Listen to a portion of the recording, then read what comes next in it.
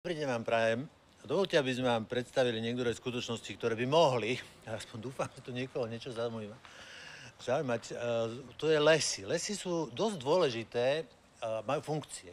Niekto, keď vidí les alebo horu, tak vidí kubík dreva, ale lesy majú takú spoločenskú funkciu. Žijú v nich aj medvede, to je tiež pravda, ale naozaj sú dôležité preto, aby sa v tejto krajine žilo dobre. To, čo sa teraz deje, je rabovačka, je niečo, čo znova sa pripomína z tie najlepšie časy dobrých čias, hej, a znova proste sú tam a šafária s tým neskutočne, lebo oni majú pocit, že keď je to štátne, tak je to nikoho, ale my musíme kričať, my musíme hovoriť. Keď už nie je pre nás, tak aspoň by nám malo záležať, že aspoň nejakú tú hôrku, nejaký ten les, nejaký ten poraz necháme tým našim deťom, aby sa mohli ísť na ne pozerať. Lebo ak to takto pôjde, ako je to tam teraz, tak tam nakoniec nedostane nič. Poviem to v troch skutočnostiach, ktoré máme pocit, že je dôležité, aby slovenská verejnosť vedela.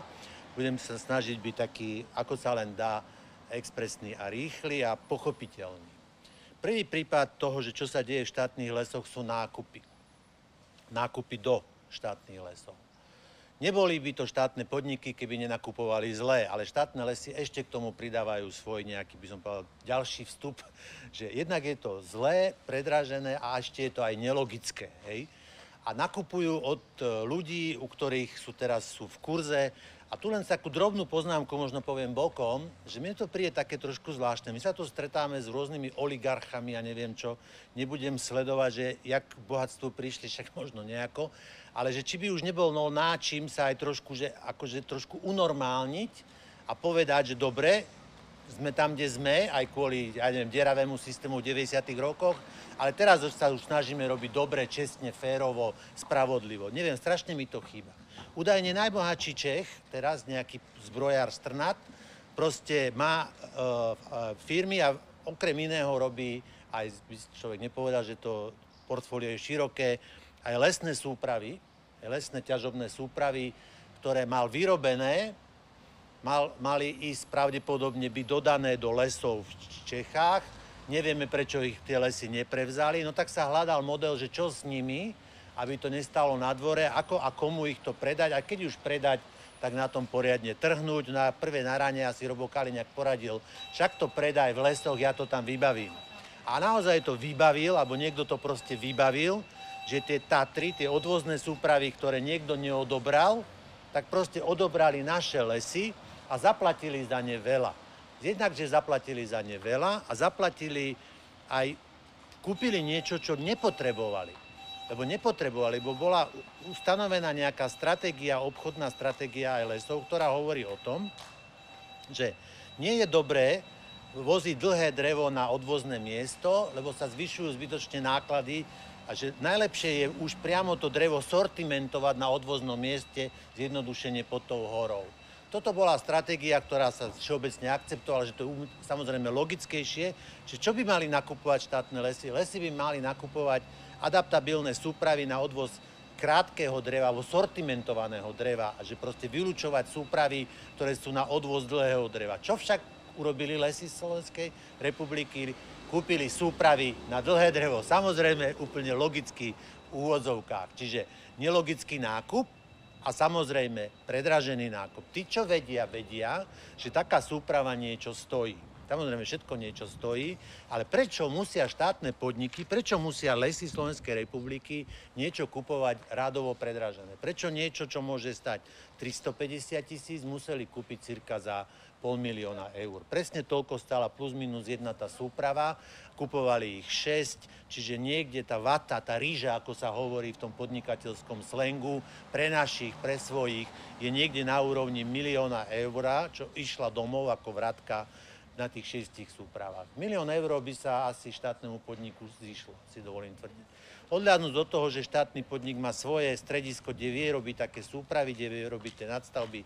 Týchto všetkých ľudí obišli, tam zamestnávajú ľudí, tam to mohli urobiť a možno by sa dopracovali ešte k väčšej úspore, ako som povedal. Čiže z 500 000 by nebolo 350, ale ešte možno o niečo menej. Čiže to sme chceli povedať, že takto nakupujú štátne lesy k sebe, nelogicky, predraženie, zle. Hej. Len pri tomto jednom je to cirka 1 000 000. Možno niekto povie, že pri toľkých peniazoch 1 000 000 hore-dole. Len my to chceme aj povedať kvôli tomu, že to dokumentuje to a treba dávať pozor, lebo teraz tu ideme byť slovom roka, alebo vetným slovným spojením roka sa idú stať duálne výdavky, tak dajme naozaj veľký pozor na to, tu sa bude operovať teraz obrovskými miliónmi na duálne výdavky. Zdá sa, že kolegovia, ktorí sú v tom procese, už majú model, ako by cez duálne výdavky mohli robiť ryžu alebo vatu, ako sa to moderne hovorí. Preto je to dôležité sledovať. Druhá skutočnosť, už to zrýchlim, je to, čo robí štátne lesy navonok. To znamená to, čo predávajú.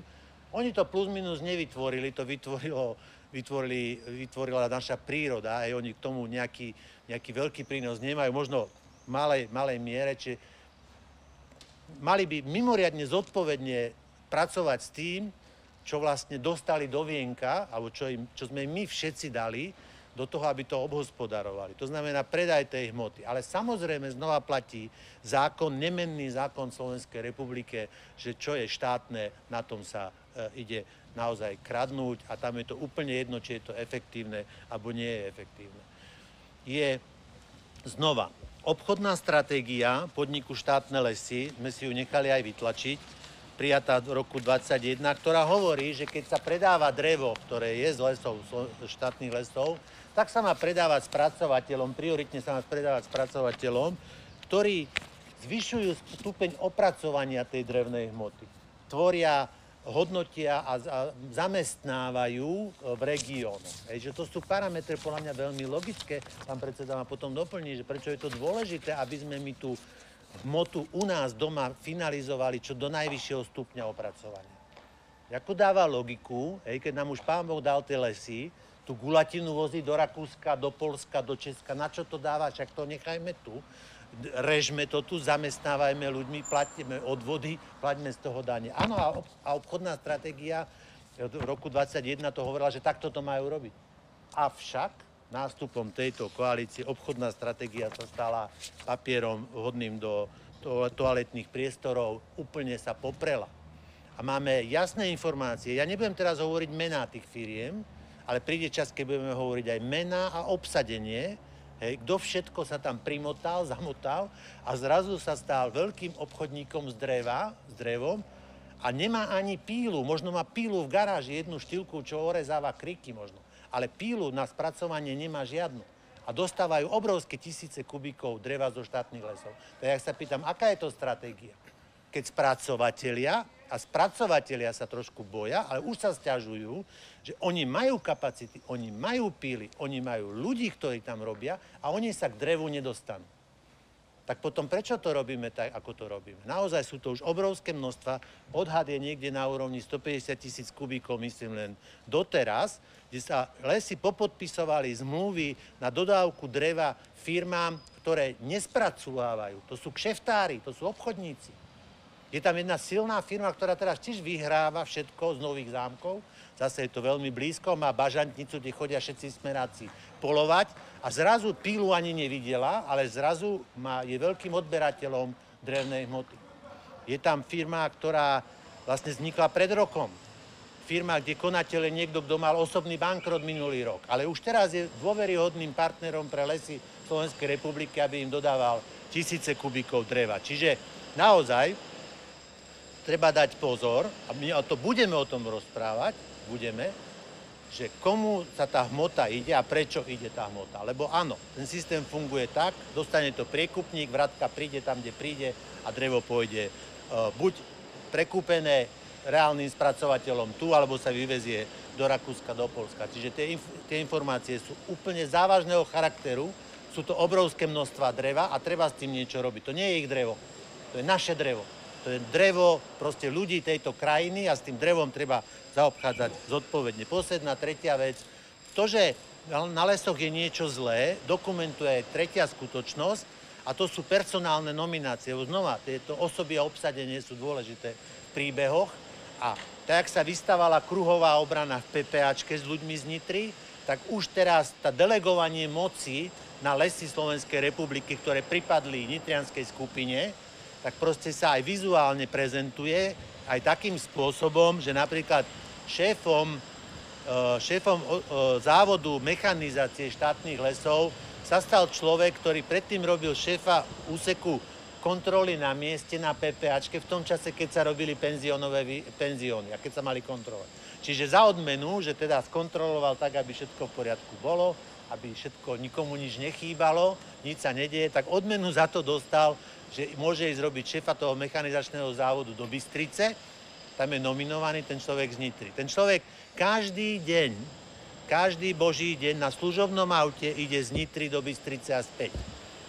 To už neviem, akú logiku dáva tomuto, ale tu na logika dávno stratila význam. Čiže toto sú v skutočnosti tri, dajú sa rozviesť, ale nechcem byť dlhý, musíme sa o tom rozprávať z pohľadu nejakých krokov. My teraz ideme znova skúsiť, už neviem koľký v poradí, možno 20., 25. mimoriadny výbor, kde sa chceme o tom rozprávať. Bude to výbor spojený výbor, kde chceme poslanecký prieskum znova a opäť v PPAčke a znova a opäť aj v lesoch Slovenskej republiky. Takže ľudia, my si svoje povinnosti plníme, my možnosti, ktoré máme, využívame. Bojím sa, že ten výbor bude zmarený. Keď bude zmarený, nebudem prezrádzať teraz, ale budeme v tom pokračovať ďalej. Takže minimálne toto je nejaký postup našich krokov. A výzva je jasná. Lesy Slovenskej republiky nie je súkromná firma. A tá firma proste musí hospodáriť svedomite. Ďakujem pekne.